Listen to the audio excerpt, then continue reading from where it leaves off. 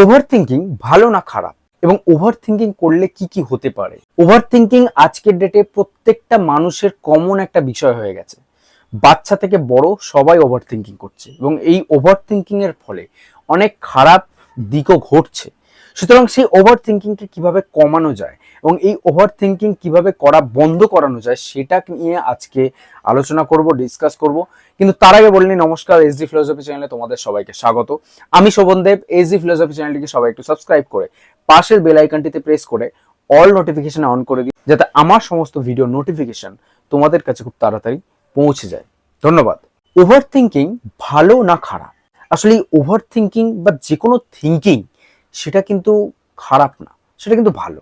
কিন্তু ব্যাপারটা হচ্ছে ওভার থিঙ্কিং আমরা নামটা কোনটা দিচ্ছি। যদি তুমি ভালো ওভার থিঙ্কিং করো, গুড থিঙ্কিং করো, তাহলে অবশ্যই সেটা ভালো, সেটা খারাপ না।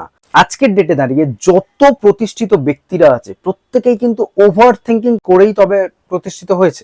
কারণ আজকে দেখো, যা যা জিনিস আমরা আমাদের দেশে, আমাদের বিদেশে বা যে কোনো জায়গায় আবিষ্কার হয়েছে সেটা কিন্তু ওভার থিঙ্কিং এর জন্যই হয়েছে। কাছাকাছি থাকা ছাড়া মানুষ দূর থেকে কনভারসেশন করতে পারবে না, এটা প্রত্যেকটা মানুষের কাছে নর্মাল থিঙ্কিং ছিল। কেউ ভাবতেও পারেনি যে আসলে কাছাকাছি না থেকেও এ প্রান্ত থেকে ও প্রান্ত থেকেও কিন্তু মানুষ কথা বলতে পারে, দেখতে পারে। সুতরাং মানুষই কিন্তু কেউ না কেউ একজন ভেবেছিল যে হ্যাঁ, এটা সম্ভব, এবং সেটা কিন্তু তার ওভার থিঙ্কিংই ছিল। কারণ সে যদি সেটা না ভাবতো, তখন বাকি সব 4-5টা মানুষের কাছে তার সেটাতে কি মনে হয়েছিল? অবশ্যই মনে হয়েছিল যে না, পাগল হয়ে গেছে, ভুলভাল বকছে, বেশি থিঙ্কিং করছে। কিন্তু তার কাছে সেটা সঠিক মনে হয়েছিল এবং সে সেটার উপর অ্যাকশন নিয়েছে, এবং আজকে তার ফল তোমাদের সবার সামনে।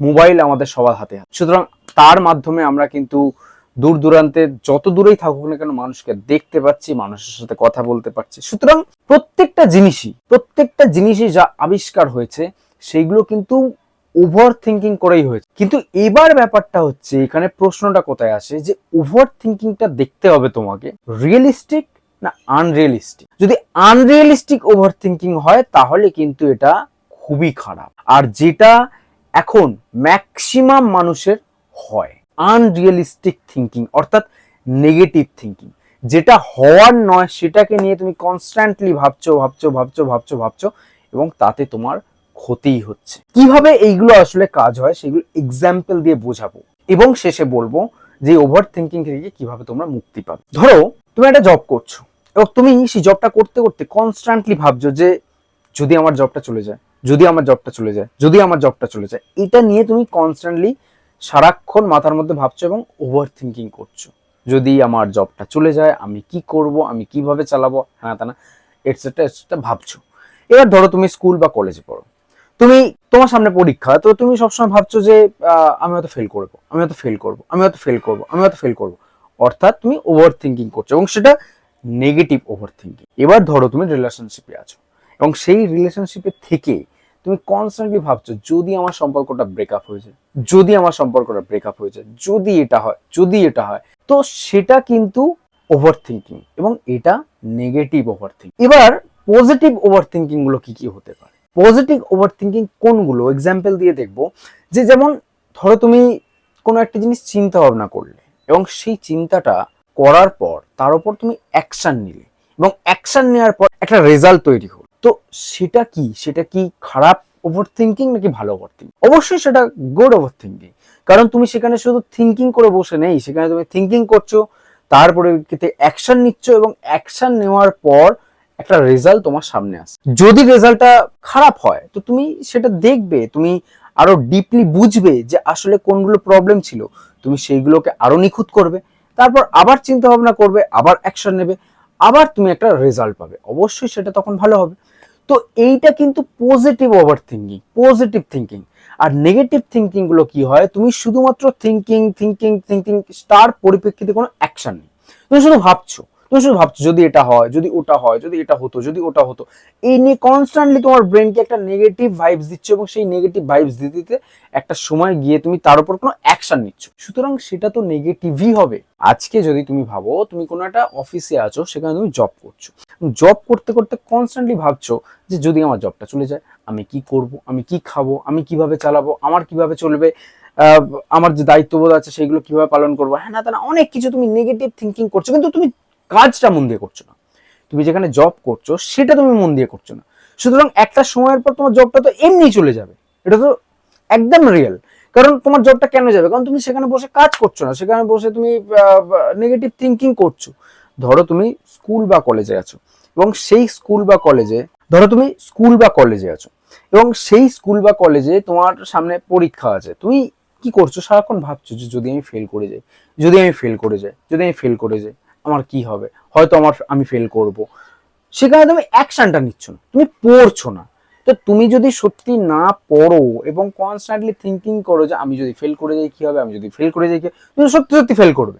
কারণ সেখানে তুমি তো তুমি অ্যাকশনটা নিচ্ছ না, তুমি পড়ছো না। এবার যদি এটা রিলেশনশিপ হয় তাহলে সেখানেও সেম জিনিস, তুমি ভাবছো যে যদি আমার সম্পর্কটা ব্রেকআপ হয়ে যায়, যদি আমার সম্পর্কটা ব্রেকআপ হয়ে যায় আমি কি করব, যদি মানুষটা আমাকে ছেড়ে চলে যায়।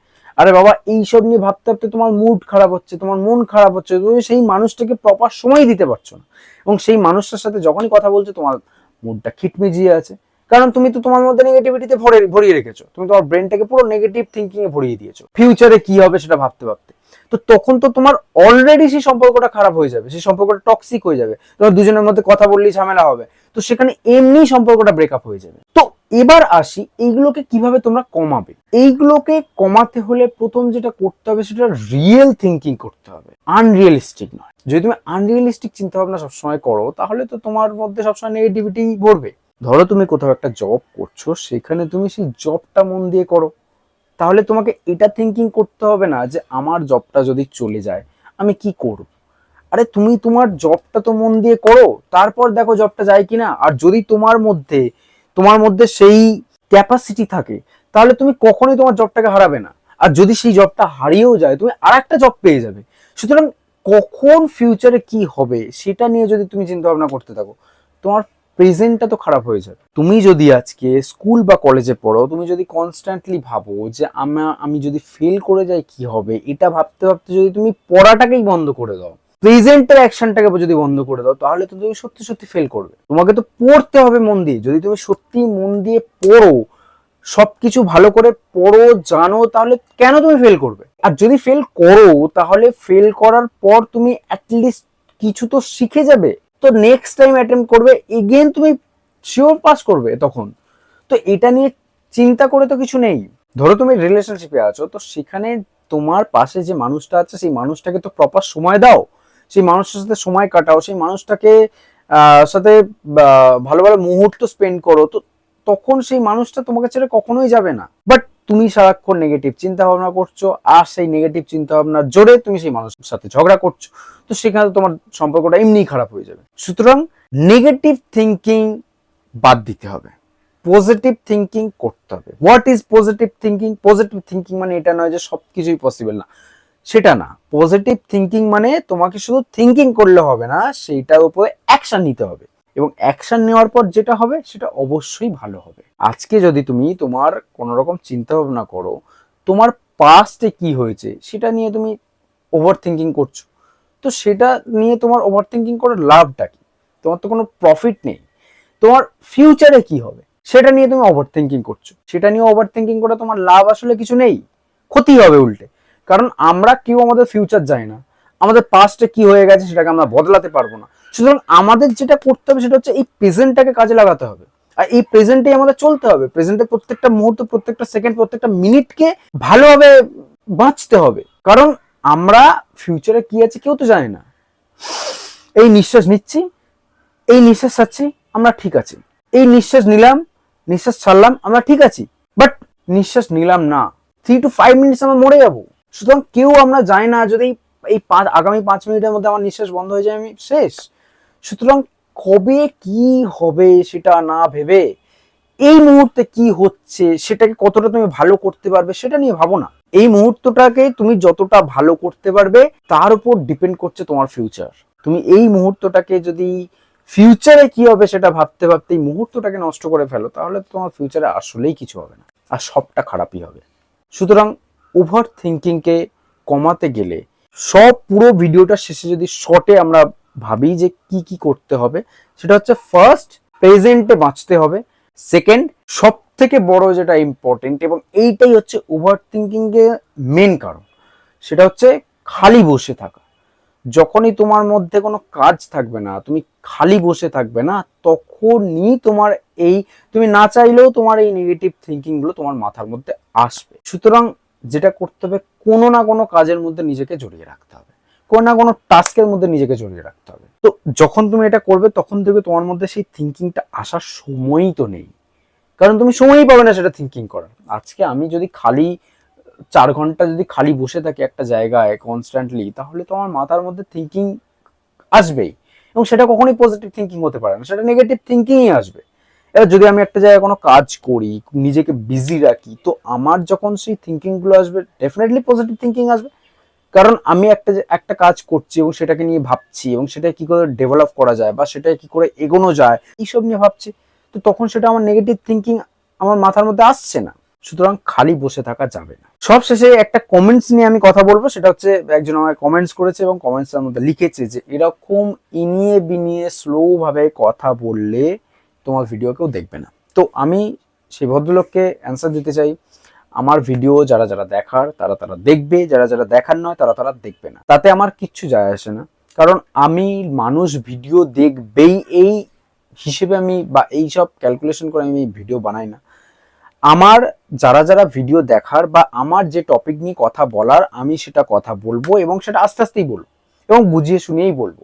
কারণ আমি কোনো স্ক্রিপ্টেড ভিডিও বানাই না যে মুখস্থ করব আর ক্যামেরার সামনে জাস্ট মুখস্থ করে পুরো স্ক্রিপ্ট অনুযায়ী বলে যাব তাড়াতাড়ি। তো আমি সেটা করি না, আমি থিঙ্কিং করি এবং একটা টপিককে নিয়ে এবং সেই টপিক নিয়ে আলোচনা করি।